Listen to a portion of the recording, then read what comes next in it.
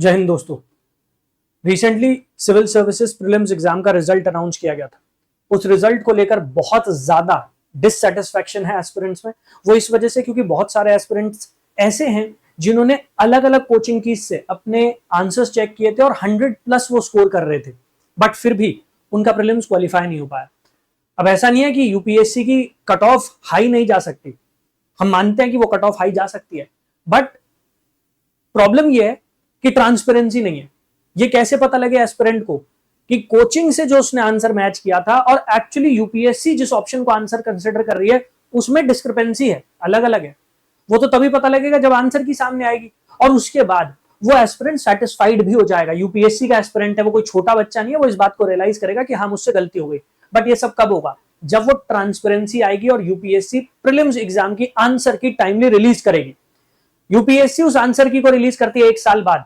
इस बार 2024 की आंसर की आई थी प्रीलिम्स एग्जाम से 4 दिन पहले। कैसे कोई एस्पिरेंट अपना इवैल्यूएशन कर पाएगा? और उस आंसर की में मिस्टेक्स थी। हम कॉन्स्टिट्यूशन पढ़ते हैं, यूपीएससी एक कॉन्स्टिट्यूशनल बॉडी है, वहां पर प्रेसिडेंट के बिहाफ पर जो बजट पेश किया जाता है उसको आपने प्राइम मिनिस्टर के बिहाफ पर कंसिडर कर लिया और कुछ नहीं हो पाया। क्यों नहीं हो पाया? क्योंकि फाइनल रिजल्ट आ गया था।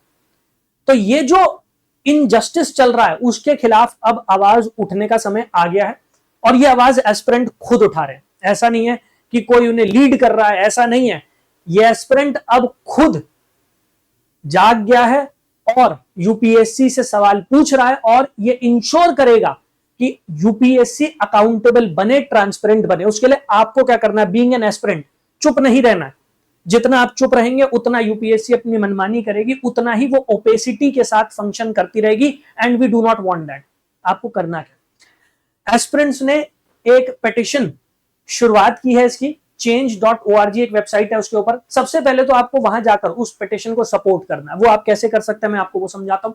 इसके साथ साथ आज शाम को 5 बजे ओल्ड राजेंद्र नगर में एक प्रोटेस्ट भी ऑर्गेनाइज हो रहा है, एक मीटिंग ऑर्गेनाइज हो रही है। आप अगर दिल्ली में हैं, अगर आप ओल्ड राजेंद्र नगर में हैं तो प्लीज वहां पहुंचिए और अपना सपोर्ट जाहिर कीजिए। ऐसा नहीं है कि आप सब इस बार मेंस लिख रहे हैं, ऐसा नहीं है कि आपके पास 1 घंटा नहीं होगा अपने शेड्यूल में से, बट ये याद रखिएगा आज एक एस्पिरेंट के साथ हुआ है, कल ही आपके साथ भी हो सकता है, क्योंकि यूपीएससी तो सदियों से ट्रांसपेरेंसी और अकाउंटेबिलिटी का मजाक बनाती है। सबसे पहले तो ये पिटीशन आप कैसे साइन कर सकते हैं? इस पिटीशन पर कम से कम 2 लाख 3 लाख जब सपोर्ट आएगा, जब साइन मिलेंगे तभी जाकर ये पिटीशन में वेट आएगा। अदरवाइज 350 एस्पिरेंट के साइन करने से कुछ फर्क नहीं पड़ने वाला है। यूपीएससी रिप्लाई भी नहीं करेगी। और इस समय सुप्रीम कोर्ट में केस सब जुडिस है, तो इस समय क्योंकि वो केस चल रहा है आप अपने केस को और स्ट्रांग बना सकते हैं। सबसे पहले आपको करना क्या है?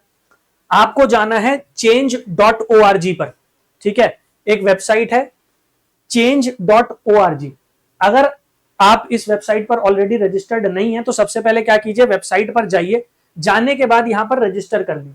जैसे ये पिटीशन का जब मुझे पता लगा मैंने अपने आप को रजिस्टर किया और मैंने इसको सपोर्ट किया। तो आपको क्या करना है? आपको पहले इस वेबसाइट पर जाना है, जाने के बाद आपको अपना अकाउंट क्रिएट कर लेना है। उसके बाद पिटीशन है और ये पिटीशन है demand reforms and transparency in UPSC prelims scoring process.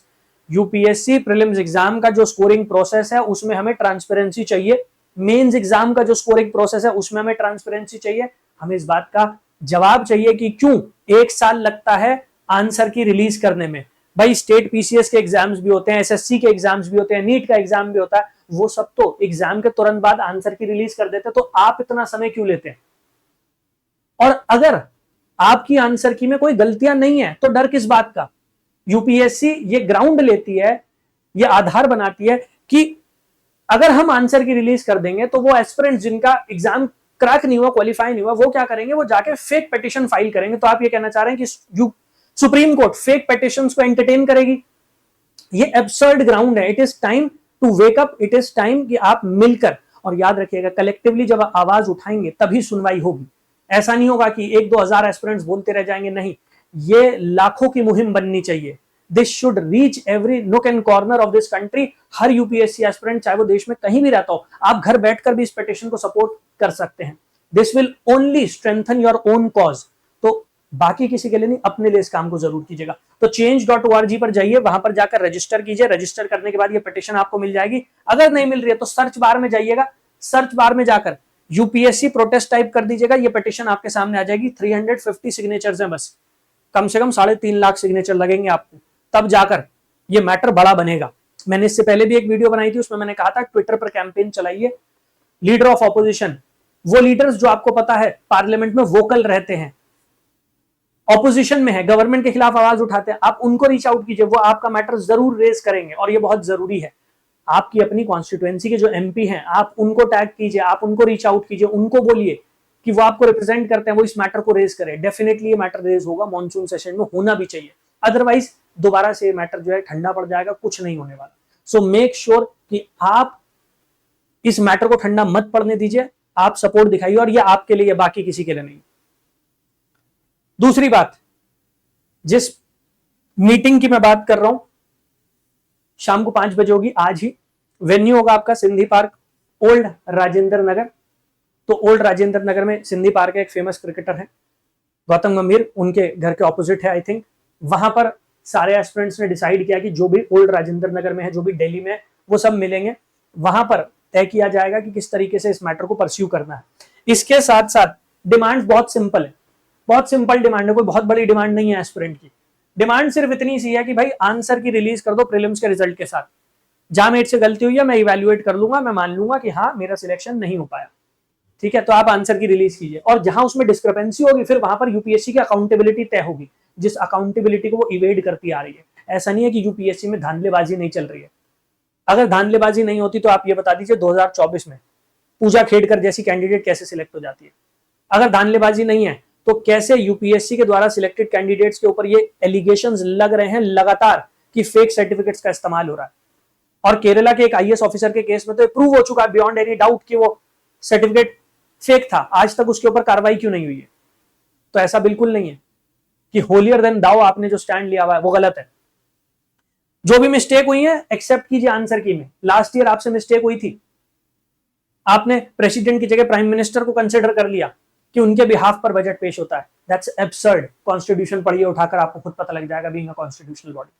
इसके साथ साथ मार्किंग स्कीम को फेयर बनाया जाए मेंस में। एक बार एक एस्पिरेंट अटेम्प्ट देता है, उसके एसए में आ जाते हैं 138 नंबर, फिर वो देता है तो उसके नंबर 90s में रह जाते हैं। ये इतनी बड़ी डिस्क्रिपेंसी। वही एस्पिरेंट पिछले साल जब पेपर देने गया तो आपने उसे 140 दे दिए, 150 दे दिए, फिर आपने उसे 110 दे दिए, 90 दे दिए। इतना बड़ा कैसे डिफरेंस आ गया? जैसे जैसे हम आगे बढ़ते हैं एस्पिरेंट्स तो और उस तैयारी को लेकर ज्यादा बेटर प्रिपेयर्ड हो जाते हैं। तो ये कैसे हो जाता है कि भाई इतना बड़ा डिफरेंस आ जाता है? और चलिए मैं मान लेता हूं होगा, उसने ऐसे खराब लिखा इस वजह से आपने कम मार्क्स दे दिए, मैं मान लेता हूं, रेलिवेंट है, वैलिड है, तो आप उसे बता दीजिए ना कि कम मार्क्स क्यों दिए गए हैं।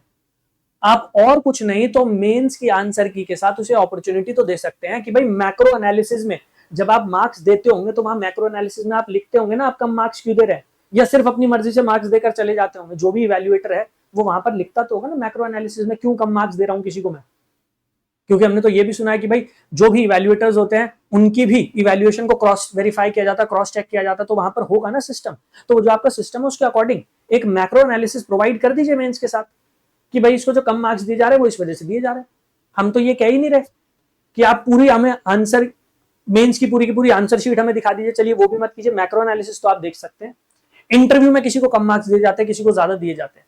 इंटरव्यू में जब आप मार्क्स दे रहे हैं तो आप कुछ तो कंसिडर कर रहे होंगे ना मार्क्स देते हुए, वो कंसिडरेशंस बता दीजिए ना एस्पिरेंट को, उसको पता लग जाएगा उसका इंटरव्यू में कम स्कोर क्यों रहा।